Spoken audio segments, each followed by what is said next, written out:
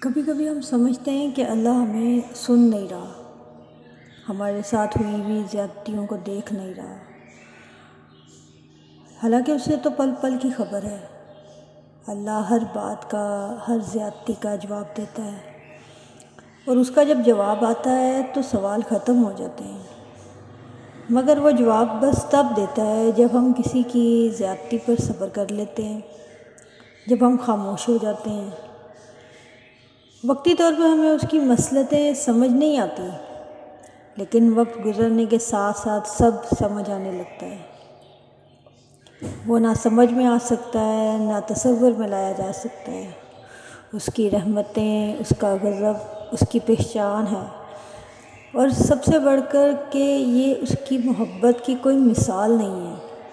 اس کی محبت اس پھول کی خوشبو کی طرح ہے جسے دیکھا نہیں جا سکتا، بس محسوس کیا جا سکتا ہے۔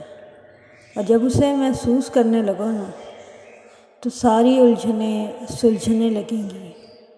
اور یاد رکھو، تم اسے بھول بھی جاؤ، وہ تمہیں تب بھی نہیں بھولتا۔ قرآن پاک میں اس رب کی باتیں پڑھو تو عقل دنگ رہ جاتی ہے کہ یا اللہ اتنی محبت مجھ سے، یا اللہ میں اس قابل نہیں۔ اور بے شک جب وہ راضی ہو جاتا ہے تو ساری کائنات جھولی میں لا کر رکھ دیتا ہے۔